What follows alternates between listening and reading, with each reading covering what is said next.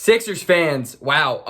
I have so much to say. First of all, I've been at work all day long, and I have been sneaking my phone in just to look at moves, look at deadline moves, look at what's going on in Philadelphia, Miami, Orlando. What a crazy day. I mean, this is Christmas. This is the best day of the year as an NBA fan, as a basketball fan, as a sports fan, whatever. I have so much I want to break down. I have so much to talk. First of all, before I forget, because I know I'll forget, I will be streaming the Sixers game tonight, regardless of if we have a center or not, because what the hell are we going to do at the 5 position? Is Mike Scott doing a jump ball? Ben Simmons, a full transition to the 5 tonight? It's going to be fun. It's going to be interesting. Come by to the chat. If you don't know already, there's a little thing I do. If you guess the score correctly, I will send you a process irrelevant Sixers jersey. That's what I'm going to do. It's been a couple of days, a couple of games since I've last streamed because my schedule has been unreal, but this road trip is going to be awesome for me. It's going to be awesome to get back to streaming. I'm looking forward to it. Tonight, 10 p.m., YouTube, be there. Let's talk Sixers.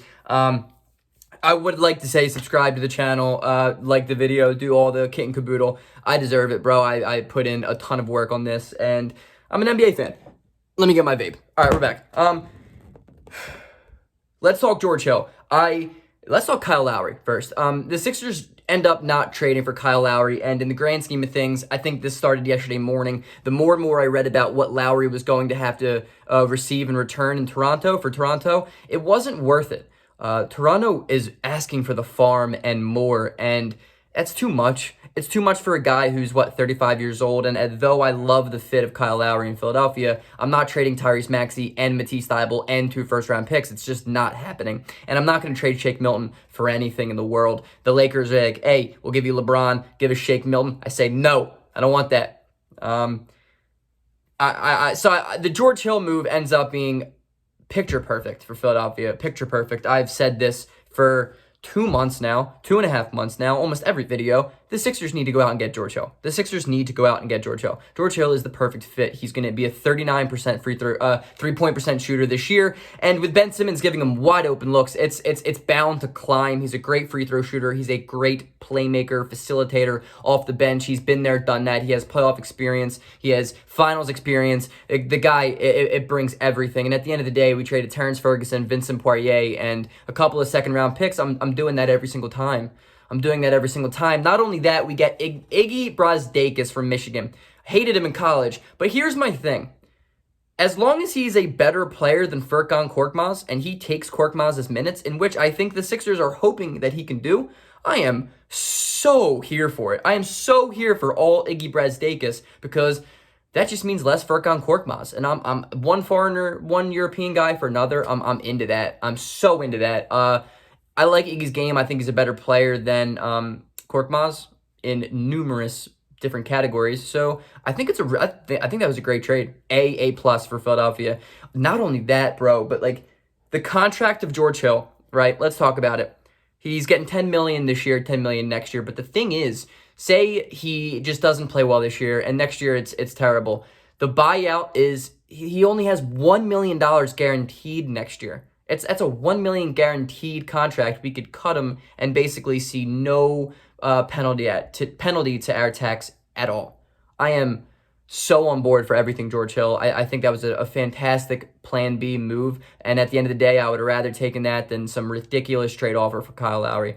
The thing is, man, a lot of good teams got better today. I think it's about damn time the Orlando Magic decide to rebuild. I am so happy for the Magic as an organization because they're the first time in my lifetime I've agreed with something that they've done. They're finally embracing the rebuild. They finally are aware, look, Nikola Vucevic is a great player. Vuce is a great player, but he's not a number one.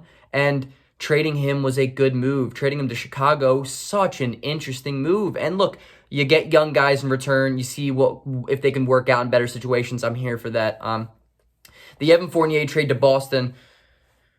Wow, Boston, that's a fantastic deal. That's such a fantastic... Only 2 second-round picks for Evan Fournier. It's simply amazing to me.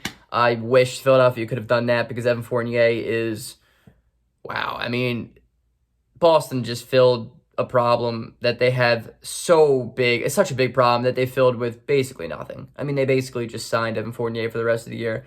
So Boston had a good day. Miami had a good day. You end up keeping Duncan Robinson and Tyler Hero. You add on Victor Oladipo.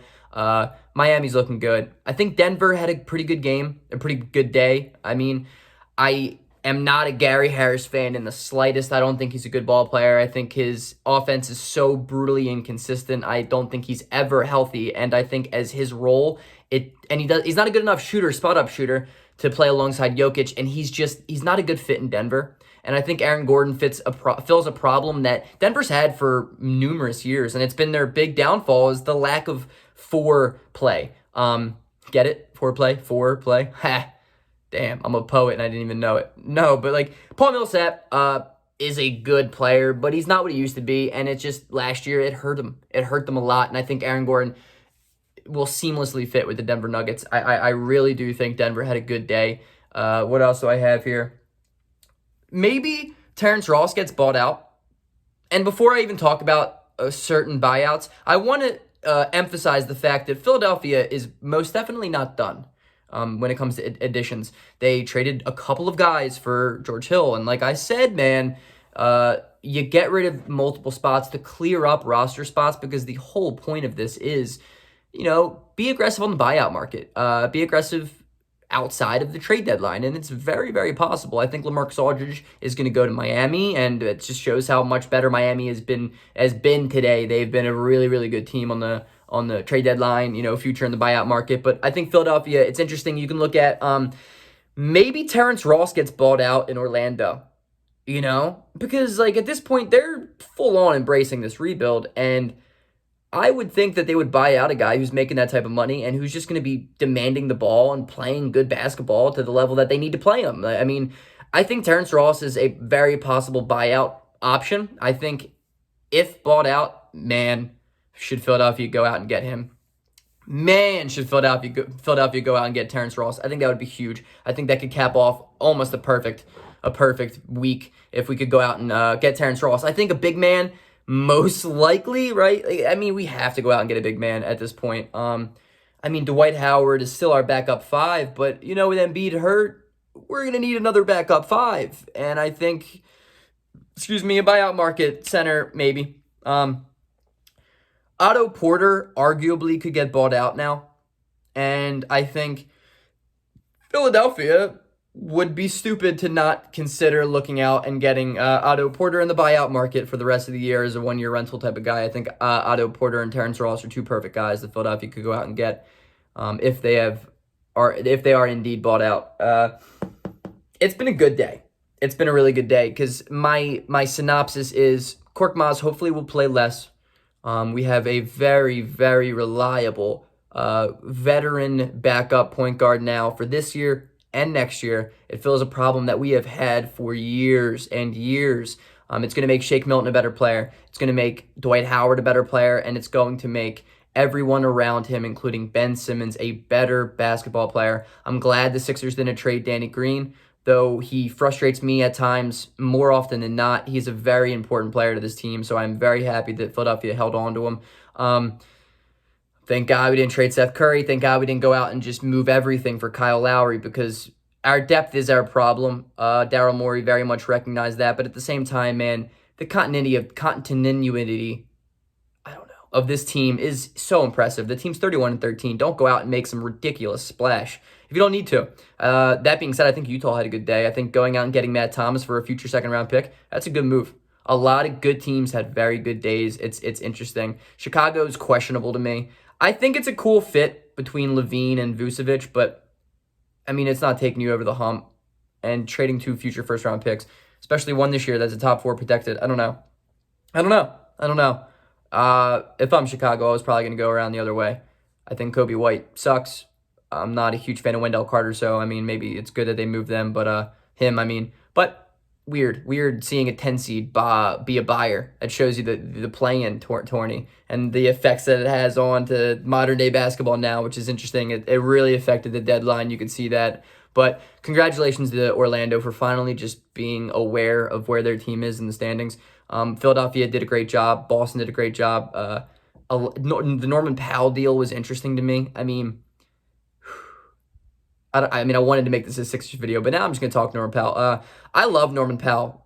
And it's interesting, the trade of him going to Portland is, I love Gary Trent. I think Gary Trent's a fantastic player, and I don't think Gary Trent and Norman Powell are light years apart. I think they're very similar in their games. I think they're very similar in their skill and talent range right now. And Portland was afraid of Gary Trent becoming a restricted free agent because they were going to go out and have to match his contract. And I don't think they really wanted to pay Gary Trent. But the thing is, Norman Powell's going to get more money.